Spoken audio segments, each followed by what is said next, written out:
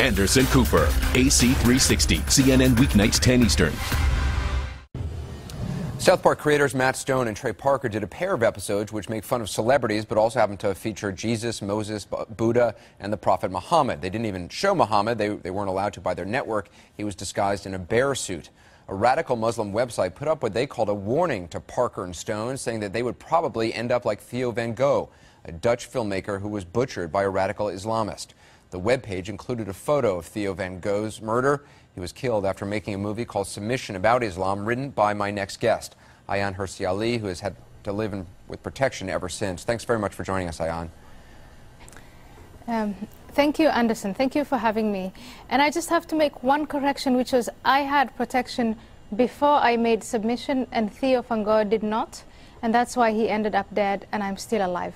This radical group says that this is not a threat against the people behind South Park, but a warning about what will probably happen to them. They also, on their website, provide information about where these two live, a link to a sermon by a wanted cleric about the punishment for blasphemy. Do you think this is a threat? This is clearly a threat. The fact that they have looked for their addresses, found them, put them up, on the air for any radical jihadist to go and, claim martyrdom, that is all part of a threat. And that's exactly the process before Theo van Gogh was killed. After we made the film, there were lots of radical groups sharing his movements, his address, his pictures, and lots of threats coming in to my email and also to him. And so when people say, well, look, this is just some obscure website, a bunch of street corner preachers in New York, they don't really amount to much, you say that doesn't matter.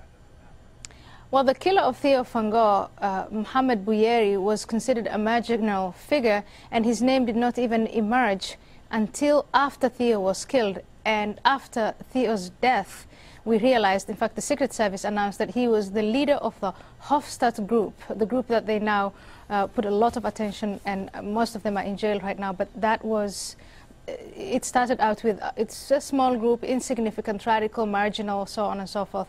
But they were not marginal. It's their group leader who followed, surveilled Theo as he went from his house to his work on a daily basis until he found a moment that he could attack. The chilling effect something like this has, I think cannot be overestimated. We've already seen the Met Museum in New York reportedly is not going to show any portrayals of Muhammad in their Islamic art exhibition. And I want to show you some stills from South Park where I guess the network didn't even allow them to show Muhammad or a portrayal, a cartoon version, so they had him disguised in a bear suit.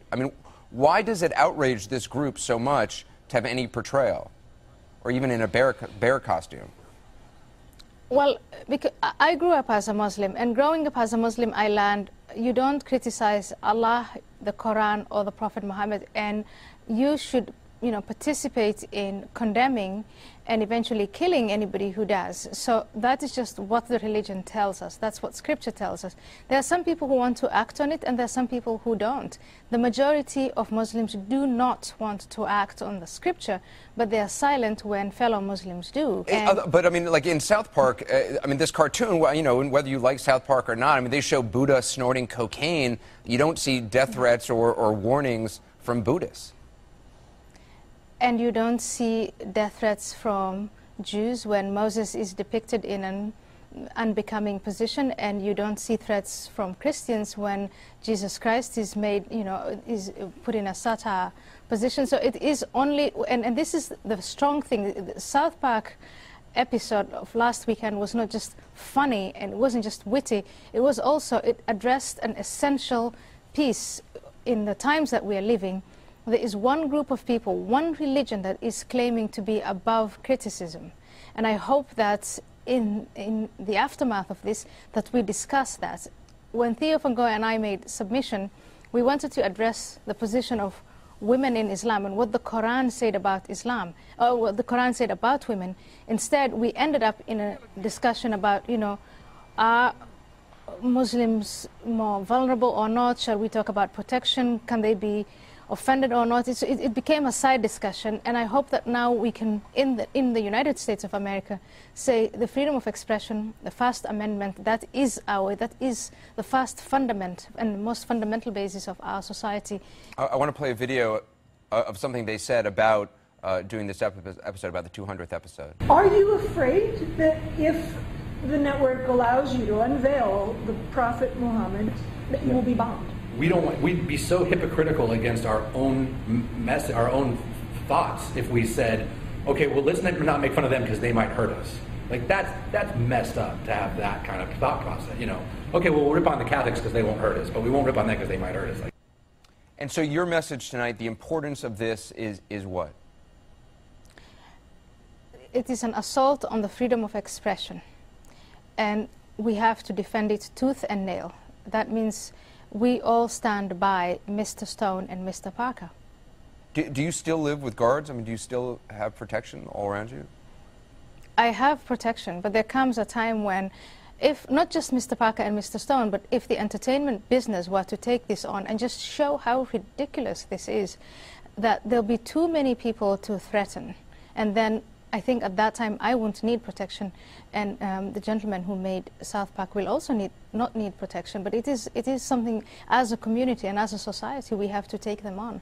And that means, I think, scrutinizing Islam, criticizing it in the same way that we criticize Christianity, Judaism, and other ideologies and other religions.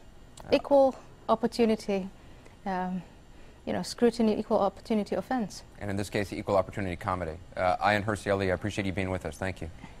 You're welcome. Thank you. Well, as always, you can learn a lot more online at ac360.com, where tonight you'll find a link to Ayaan Hirsi Ali's foundation, which fights for separation of mosque and state, especially when it comes to women's rights.